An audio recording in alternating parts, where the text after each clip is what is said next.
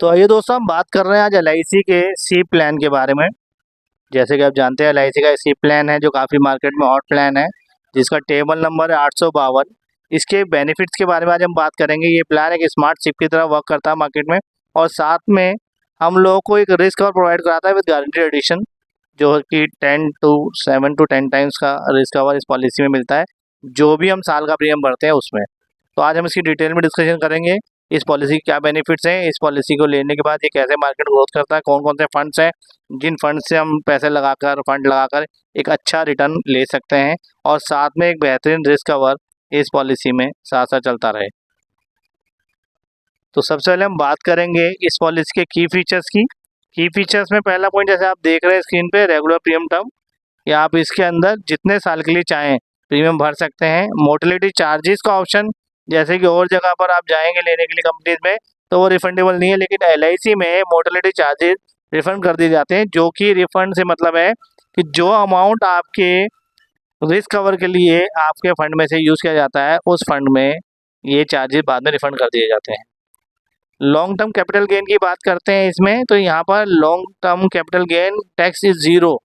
अभी जैसे आपको टैक्स में पता चला होगा कि प्राइवेट सेक्टर में म्यूचुअल फंड पे ये टैक्स 12.5% के आसपास लगा दिया गया है गवर्नमेंट की तरफ से, लेकिन एलआईसी में ये रिटर्न अभी भी टैक्स फ्री है।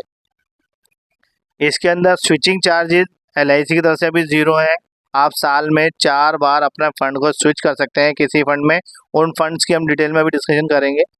इसके बाद government security, of course LIC of India है तो इसमें सिक्योरिटी ऑफ कोर्स आपको मिलेगी। 10 टाइम्स ऑफ रिस्क कवर, मतलब जो भी आप प्रीमियम साल में भरते हैं उसका 10 गुना आपको रिस्क कवर भी एलआईसी प्रोवाइड कराता है। पार्शियल विड्रॉल का ऑप्शन इसमें अवेलेबल है कि आप अपने फंड में से कुछ टाइम के बाद कुछ फंड चाहें तो विड्रॉ कर सकते हैं, कुछ फंड को दोबारा यूज़ कर सकते हैं। ये ऑप्शन एलआईसी ने इस पॉलिसी में दिया हुआ है। गारंटी एडिशन की बात करें तो गारंटी एडिशन आपको एज पर सिलेक्टेड टर्म्स में अलग अलग रेट से दिया जाता है, जो कि एक अच्छा फीचर है। आइए हम बात करते हैं आगे इस प्लान के बेसिक सम एश्योर्ड के बारे में। जी हाँ, बेसिक सम एश्योर्ड मतलब जो रिस्क कवर है इस पॉलिसी में, जैसे कि बताया गया है कि 7 टाइम्स और 10 टाइम्स, जो भी आप साल का प्रीमियम भरते हैं उसका 7 गुना और 10 गुना रिस्क कवर आपको दिया जाता है पॉलिसी में। लेकिन उसमें कंडीशन ये है कि अगर आप 10 टाइम रिस्क कवर चाहते हैं अपने प्रीमियम का, तो वो 90 दिन से 55 साल के व्यक्ति को मिल सकता है। लेकिन 7 टाइम्स वाले में सिर्फ 55 से 65 साल का व्यक्ति सिर्फ 7 टाइम्स ऑफ एनुअलाइज्ड प्रीमियम, मतलब जितना प्रीमियम भरेंगे साल में उसका 7 टाइम्स ही रिस्क कवर इस पॉलिसी में ले सकते हैं। बात करें मिनिमम प्रीमियम कंडीशन की, तो यहाँ पर एलआईसी का ये कहना है कि आप मिनिमम 4000 से मंथली से भी स्टार्ट कर सकते हैं, जो एनुअली देखा जाए 48,000, और अगर आप एनुअली भरते हैं तो आप 40,000 से भी चालू कर सकते हैं। तो 4000 मंथली सिप से एक अच्छा प्लान आप स्टार्ट कर सकते हैं। एलिजिबिलिटी की बात करें, इसमें मिनिमम एंट्री एज 90 डेज है, मतलब 3 महीने का बच्चा भी इस पॉलिसी को परचेज कर सकता है। माँ बाप चाहें तो अपने बच्चों के लिए पॉलिसी ले सकते हैं, और मैक्सिमम एंट्री एज 65 साल है। मिनिमम पॉलिसी टर्म 10 ईयर्स, मतलब अगर आप चाहें इस पॉलिसी को शॉर्ट टर्म के लिए भी, सिर्फ 10 साल के लिए भी प्रीमियम भर के ले सकते हैं। और मैक्सिमम पॉलिसी का जो टर्म रखा गया है वो 25 साल है, मतलब 10 से 25 साल के पीरियड के बीच में आप इस पॉलिसी में फंड लगाकर एक अच्छी ग्रोथ मार्केट से ले सकते हैं। बात करें इसमें जो फंड्स हैं, जो पहले ही बताया गया है कि इसके अंदर कौन कौन से फंड्स हैं जिसमें आपको बेनिफिट्स आगे चल के मिलते हैं, तो उसमें एक फंड है bond fund, secured fund, balance fund और ग्रोथ फंड। इन सारे फंड्स की हम आगे डिटेल में बात करेंगे 1 to 1 की हर बॉन्ड फंड्स का क्या हमें बेनिफिट रहता है, क्या उसमें रिस्क रहते हैं और क्या उनकी ग्रोथ रहती है, क्योंकि एलआईसी के सारे फंड के बारे में जानना बहुत ज़रूरी है। तो हम बात कर रहे हैं, जैसे कि बॉन्ड फंड की हमने अभी आपसे बात की, तो बॉन्ड फंड में अगर आप बॉन्ड फंड सेलेक्ट करते हैं अपने फंड को यूज़ करने के लिए, तो वो कहाँ कहाँ यूज़ होता है। जैसे आप देख रहे हैं गारंटीड सिक्योरिटीज़ में, कॉर्पोरेट डेब्ट में 60% ज़्यादा नहीं ले सकते, शॉर्ट टर्म मार्केट में आप 40%, इक्विटी में इसमें पैसा नहीं लगाया जाता है, जो कि आपको मालूम है कहीं ना कहीं शेयर मार्केट जुड़ा प्लान है, और risk associated with the fund वो भी लो रिस्क रहता है। लेकिन इस फंड में अगर रिस्क कम है तो आप ये भी समझेंगे रिटर्न भी कम आएंगे। इसके बाद बात कर रहे हैं सिक्योर्ड फंड की। सिक्योर्ड फंड भी इसी तरह से कहाँ कहाँ पर यूज़ किया जा सकता है, मैक्सिमम कितना यूज़ किया जा सकता है, मिनिमम कितना यूज़ किया जा सकता है, वो डिटेल हमने स्क्रीन पे मेंशन की हुई है, आप आराम से स्क्रीन पे पढ़ सकते हैं, देख सकते हैं। इसी तरह से बैलेंस फंड के बारे में है, बैलेंस फंड में भी कहाँ कहाँ पर वो पैसा किस किस कंडीशन पे यूज़ किया जाता है, कितना परसेंटेज वाइज यूज़ किया जाता है वो लिखा हुआ है। इसी तरह के जो चौथा फंड है ग्रोथ फंड का आपको जैसे बताया गया हाई रिस्क फंड है, लेकिन यहीं सबसे ज़्यादा ग्रोथ रहती है। तो मैक्सिमम जितने भी इन्वेस्टर्स होते हैं वो ग्रोथ फंड में अपना फंड लगाते हैं और मैक्सिमम रिटर्न भी यहीं से ली जाती है, क्योंकि मार्केट बेस्ड प्लान है। तो जब भी आप इस फंड में जाएँ तो मार्केट की स्टडी करके आप इस फंड को ले सकते हैं। हालांकि एलआईसी ने ये ऑप्शन दिया हुआ है कि आप किसी भी फंड को साल में 4 बार स्विच कर सकते हैं विदाउट एनी चार्जेस। आगे बात करते हैं एग्जाम्पल की। इस प्लान को समझने के लिए एग्जाम्पल से आपको समझाते हैं कि एक व्यक्ति है जिनकी एज 25 साल है, उन्होंने ऑप्शन लिया है ग्रोथ फंड और पॉलिसी का टर्म लिया 25 साल। उन्होंने मैक्सिमम टर्म के लिए पॉलिसी ले ली है और एक अमाउंट उन्होंने 4000 मंथली से ये पॉलिसी ले ली है, और जो रिस्क कवर का उन्होंने चयन किया है, सिलेक्ट किया है, वो 10 टाइम्स ऑफ एनालाइज प्रीमियम, मतलब 4000 मंथली प्रीमियम से उन्होंने एक सिप स्टार्ट की 25 साल के लिए। 50 साल की एज में उनको मेच्योरिटी मिलेगी, तो उन्होंने मंथली प्रीमियम स्टार्ट किया 4000, मतलब साल का 48,000 रुपये उनको एलआईसी को देना होगा, जिससे एलआईसी उन पैसों को का फंड यूज़ करके मार्केट में लाएगी। और कौन से फंड में लाएगी, जैसे कि आपको पता है ग्रोथ फंड में। तो 48,000 का 10 टाइम जैसे कि उन्होंने रिस्क कवर लिया है, तो 4,80,000 का उनको रिस्क कवर दिया जाएगा। और अगर हम टोटल पीरियड में बात करें तो उनके जो अमाउंट है वो 12,50,000 रुपये इसमें टोटल जमा होता है।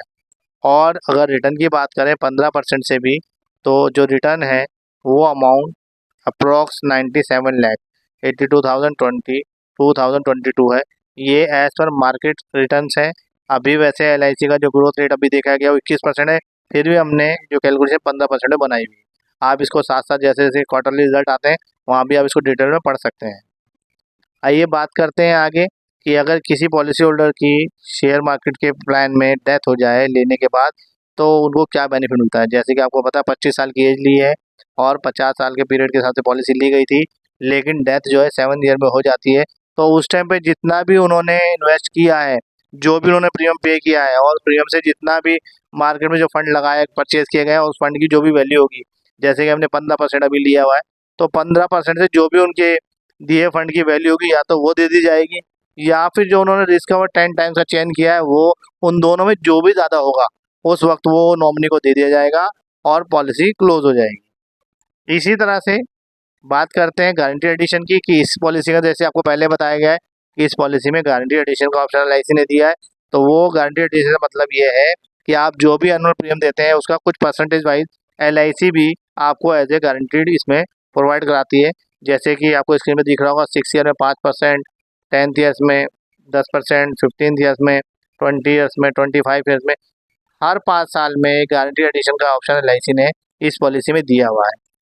आगे बात करते हैं इसी पॉलिसी में एलआईसी ने जो चार्जेस के बारे में लिखा है उसकी थोड़ी फ्रिक्वेंसी को समझते हैं, क्योंकि आपको मालूम है कि इस पॉलिसी में आपके दिए हुए पैसे से शेयर मार्केट में यूज़ किया जाता है, तो उसके कुछ फंड्स की एलोकेशन की जाती है, उसकी भी एलआईसी चार्जेस जो है काटते हैं। तो चार्जेस का फर्स्ट ईयर में ऑफलाइन में 8% है, ऑनलाइन में 3%। इसी तरह से ईयर वाइज की परसेंटेज आपको स्क्रीन पे दिख रही होगी। आगे बात करते हैं पार्शियल विड्रॉ की। जैसे कि अभी आपको बताया गया था कि 5 साल लॉक-इन पीरियड के बाद आप इस पॉलिसी में से अपने कुछ चार्जेस विड्रॉ करके आप यहाँ पर अपने फंड को रिलीज़ करा सकते हैं।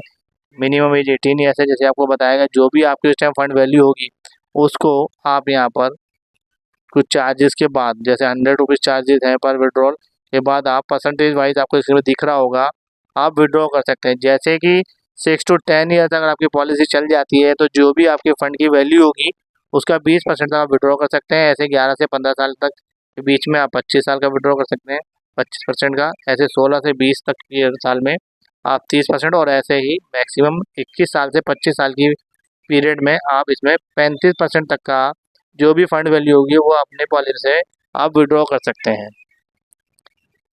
आगे बात करते हैं मोर्टेलिटी चार्जेस, क्योंकि आपको मालूम है एलआईसी अपने जितने भी यूली प्लान है उसमें आपको रिस्क कवर प्रोवाइड कराती है, तो उसके थोड़े से मोर्टेलिटी चार्जेस होते हैं जो कि पॉलिसी के एंड में डिडक्ट कर दिए जाते हैं, वापस कर दिए जाते हैं, लेकिन शुरू में चार्जेस लिए जाते हैं।